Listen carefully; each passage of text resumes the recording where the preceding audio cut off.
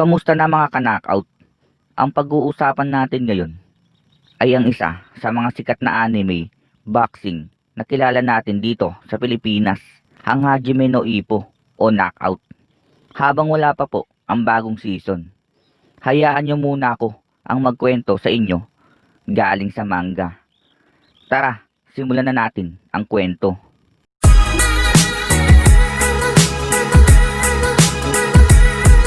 At matapos kang bigyan ni Coach Kamogawa ng payo si Ippo kung papaano ba ang gagawin ng suntok na pa-uppercut na maggagaling nga sa ilalim. At sunod-sunod na nga din ang pagpapalitan nila ng suntok ni Jimmy.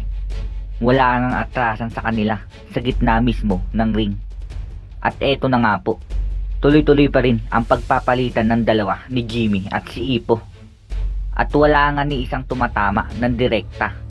At bawat pagsuntok nga nila dito ay binibigay nila ang buong puwersa nila. At sigaw nga dito ang announcer at sabi nga niya, isang tama lang ang makuha ng bawat isa ay marahil ito na ang magiging katapusan ng laban. Sino kaya ang unang makakatama? Sinisigaw nga dito. At eto nga, bumitaw ng isang mabilis na kaliwa si Ippo. Pero nailagan nga ito ni Jimmy. At pagkatapos nga nun, si Jimmy naman ang sumuntok. At mabilis nga din na nakailag si Ippo. Yuko nga agad sa dito. At si Takamura, maganda pa rin ang ginagawa ni Ippo na pakikipagpalitan nga daw niya ng mga suntok sa rhythm niya. Pero hindi daw uubra ang ginagawa niyang pa-horizontal na mga pagsuntok niya.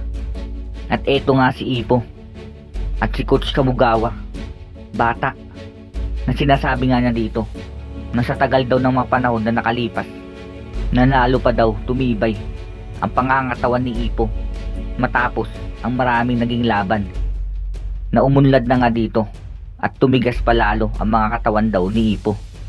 Ipakita mo sa akin sa matandang to, sinasabi nga niya.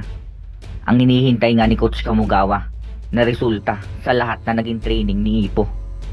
At eto nga, patuloy pa rin sa kikipagbakbakan si Ippo habang hinihintay nga ito ni Coach Kamogawa. Ibato mo na, bata. At eto ang magiging susi natin, ang pinto para sa world stage.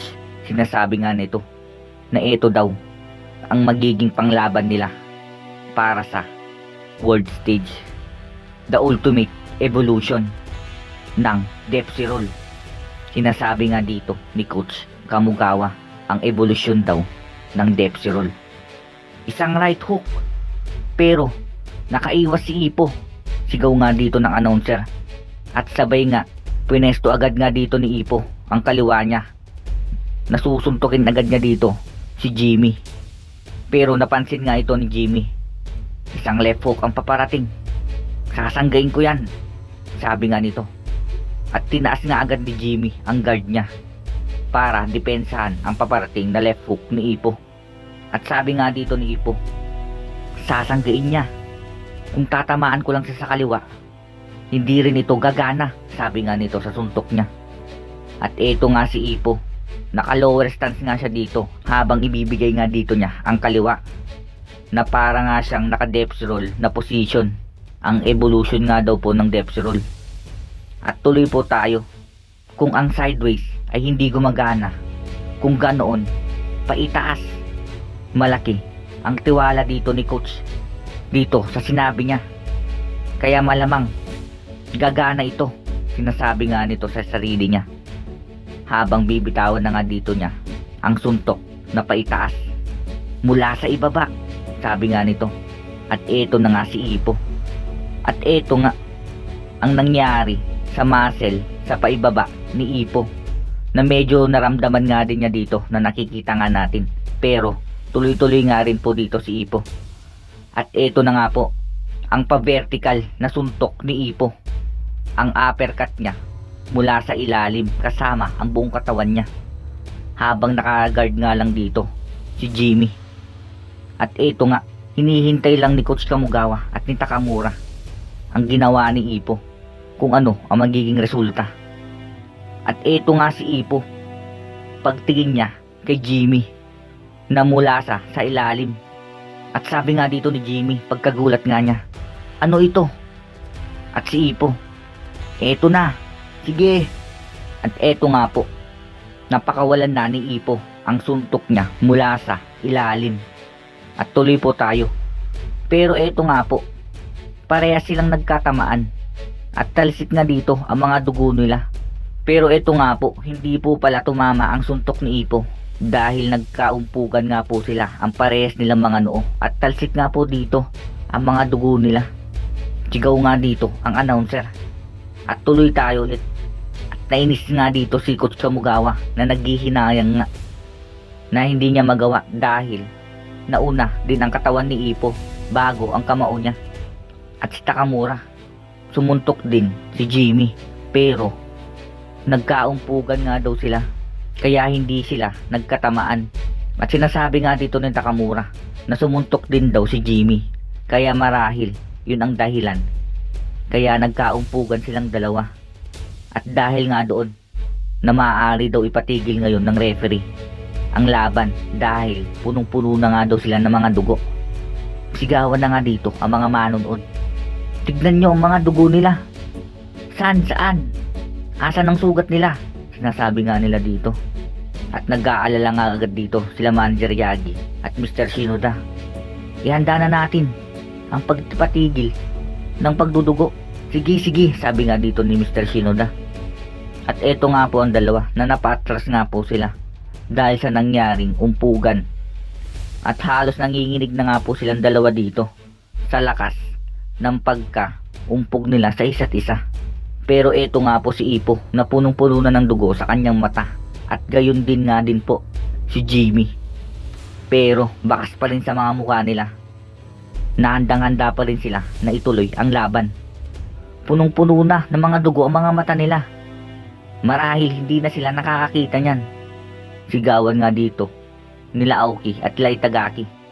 At sinasabi nga dito ni Kimura na may nakaharang na nga sa kanilang dalawa, na yun daw ay yung mga dugo nila, na marahil na hindi sila makakakita, kaya kailangan daw na ayusin muna ito. Pero hindi, sabi nga dito ni Takamura. Nakalimutan nyo na ba kung ano ang isang tawag kay Jimmy Sispa? Sabi nga dito ni Takamura. At nagulat nga dito sila Aoki, Kimura at Itagaki nang maalala nila kung ano ba ang tawag kay Jimmy Sispa. Hindi ako nakakakita. Saan nanggaling ang pagdudugo na to? Sabi nga dito ni Ipo na pinupunasan na nga dito ng gloves niya yung mukha niya para maalis nga yung mga dugo. At eto nga, nagulat si Ipo pagkakita niya na punong-puno nga din daw ng dugo ngayon si Jimmy Sispa. Pero mas marami daw yung kay Jimmy dahil sa mga nakaraang mga sugat niya na bumukas nga daw at dumudugo ulit.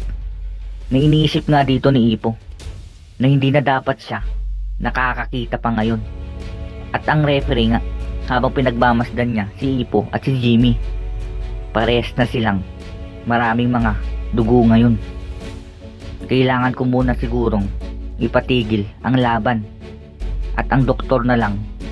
At nagulat nga bigla dito ang referee na sumugod agad. At eto, sumugod nga agad si Jimmy at binigyan nga agad niya ng isang kaliwa si Ipo. Pero nakasangga nga dito si Ipo kahit punong-puno na nga ng dugo si Jimmy. Nagulat nga dito si Ipo. Ano ito? Umaatake pa rin siya kahit napakarami na ng dugo niya. Paano siya nakakasuntok? Nakakakita pa ba siya? Sabi nga nito sa isip niya.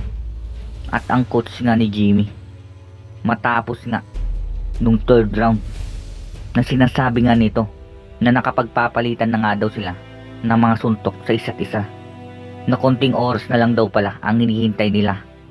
At ini-expect na nga daw din daw ito ng coach ni Jimmy, na natutuwa nga ito kahit nakikita niya na punong-puno na ng dugo si Jimmy.